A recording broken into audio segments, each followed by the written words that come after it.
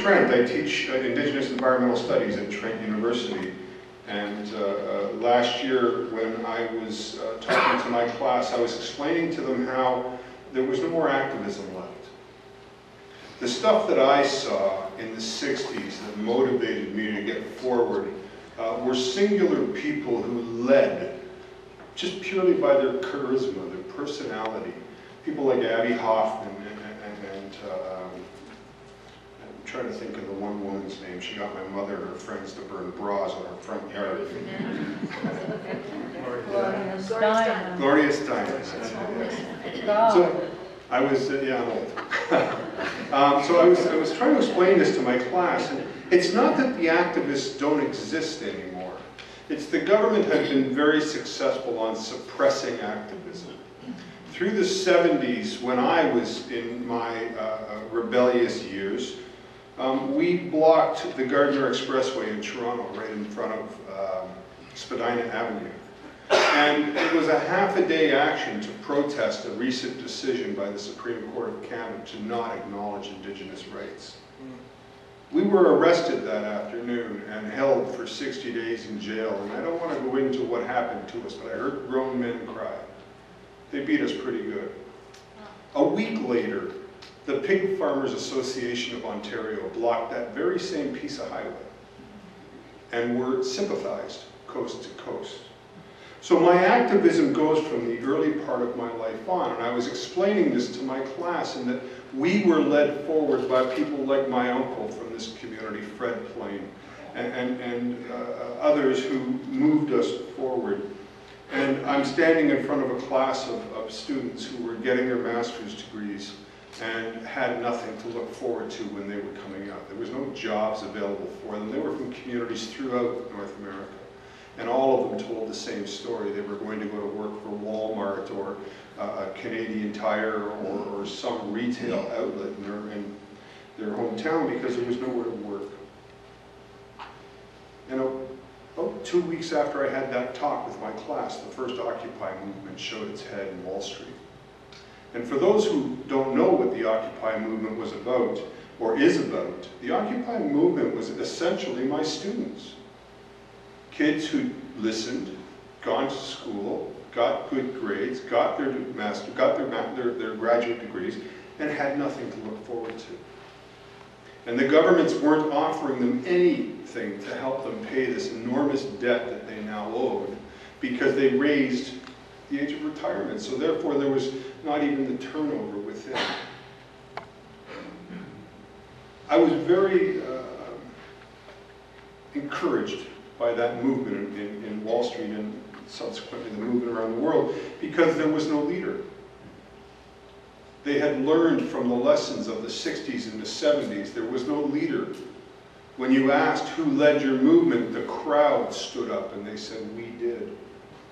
And from that spun off another group called Anonymous, which was held in very low regard until they started pointing out some very bad things that were happening on the internet with people that we don't want on the internet. And then they built their reputation to something that we began to understand. The people in Toronto, the Occupy movement in Toronto, contacted me last year and asked if I would come down and talk to them because of the activism that I've had in my life. And I said, yeah, and I went down and I got to know these guys. And I have to tell you that these kids are non-violent kids. They don't get into the graffiti, they don't get into anything. They just want to stand up and vent their frustrations. And as I look at the silver hair in this room, I can see that you all remember that frustration of the 60s when the world was trying to change. They're trying to change again. They're trying to change because we see this. And they want to make it so that when they're our age, their grandchildren don't see this again. And I went to Toronto and I talked to them. I told them my story and I told them strategies that I thought would work. And I don't want to take any ownership, but I will say some of my advice have been heeded. They do things there that make me laugh and smile. I was staying at the Delta Chelsea, which is downtown at Yonge Street, and I had no idea this was going to happen, but outside the hotel across the street, a group of kids come and they just block the four corners. And one kid grabs the microphone and he starts rapping, and the other kids are dancing and they're handing out flyers, and just as quick as they start, they're gone. So they inconvenienced the world for 30 seconds. They got to say their message. And unless you were late for a doctor's appointment, you were affording them that 30 seconds because it was kind of humorous. If they stayed for a minute, the police would be on them. So it was their way. There was, you know, they were just doing what they could do. And I like that. I like that they're taking that action. I like that they're doing these things. I look to my family. I have a 5-year-old, I have a 7-year-old who will turn 8 this weekend, and I have a 25-year-old. And my 25-year-old is going to get her PhD next year. She has all of my cynicisms, and she has my passion for social justice. My young children don't see me near enough because I'm on the road all the time talking about this. I literally travel the world telling the story of Sarnia and Amgenon. But they understand what I do. They're on YouTube. Both of my kids have been in feature films talking about what's happening inside of their community because kids get that this is not normal. You know, I can click through a couple of these. This is not normal. This shouldn't be happening. I tie that into the story of the water in the Great Lakes. In our case, in the case that I have with Ada Lockridge, that Justin will tell you about a little bit, we're asking for a basic human right to be acknowledged, and that is a right to step outside and breathe air that's not harmful to your health. I don't know why this is a difficult right. I don't know why we need to ask for this right. But we have a human right to be able to go outside and breathe air that's not harmful to our health.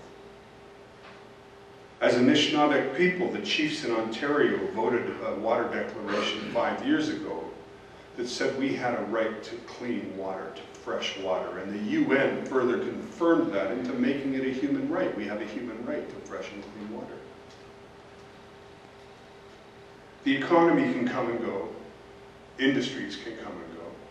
But if we need to survive here, if I want my children to stand in front of you in 50 years and tell this story, we have to be able to provide them with clean air and clean water. Everybody has kids here, I'm assuming. When my 5-year-old was about 20 months, and he started to develop motor skills in his hand, he started grabbing on his ear like this and pulling on his ear. And my wife and I watched in a little bit of not understanding what he was going through. And as he got older and his hands got stronger, he kept pulling on his ear until it started to tear away from the side of his head. Now I want you to think just for a minute about what's going on. My wife and I are watching my son scream in pain as he's doing this to his ear. So I go to my doctor and we take him to the doctor, and the doctor says, put Vaseline on his hands. Because Vaseline he can't grip, and that didn't work, so we took him back to the doctors again. The doctor said, put mittens on his hands. He never once looked in his ear. He never made any attempt at all. It was just something that was going through.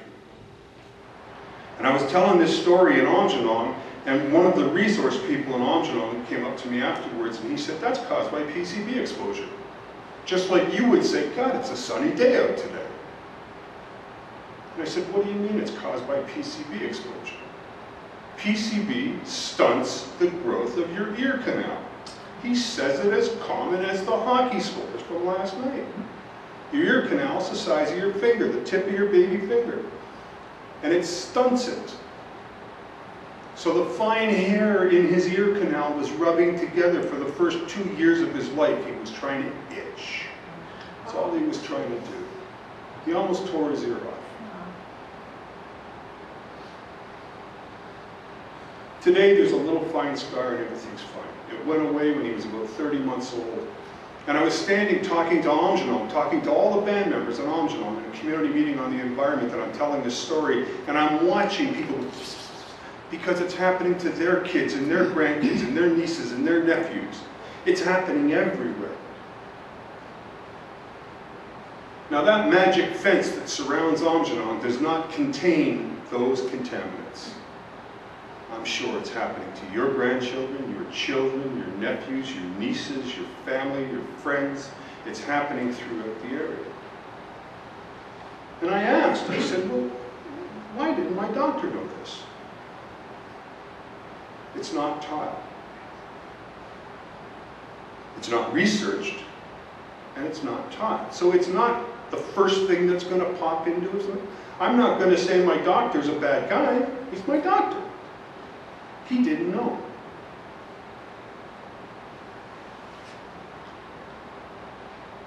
Four out of 10 people in Amgenong require a puffer to breathe. That's that thing that sheets in you. 4 out of 10. We've been recognized as the first human population in the world to have documented endocrine disruption. That's contaminant mimicking hormones in your body that causes more girls to be born than boys. We have a miscarriage rate that is alarming. The age of mortality in my community is 55. I'm 50.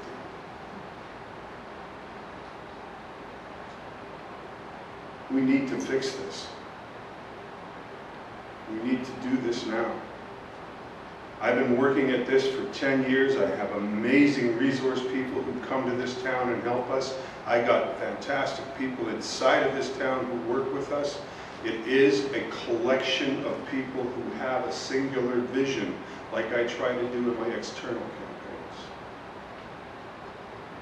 But we haven't won. We keep running into a wall, and that wall, I think, is kind of what they refer to in a running. Now, I don't run much, but you hit a wall, and when you get through the wall, you can keep going. Beat our wall.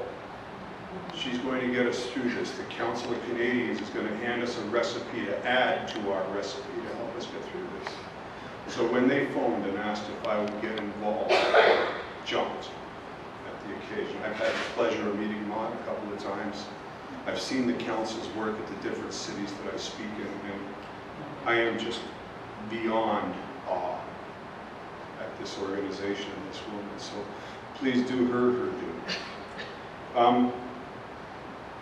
I'll tell you really, really quickly, and I'll wrap up with this, that I've referred to us as the Who's down in Whoville. We're in this big black hole that's surrounded by an industry that keeps just dumping its garbage into us and onto us. And at Who's down in Whoville, we've been yelling for years for help. And after years of yelling for help, one organization reached its hand down that hole and offered to help us. And from that one organization, several organizations then followed suit. Justin is from that organization. He's going to tell you a little bit about what he's done with us. And I can tell, I go on and on and on about the people that have come forward, both within the city and out of the city, to come to help us. So to you all, and you know who you are, thank you very much. And thank you for your time.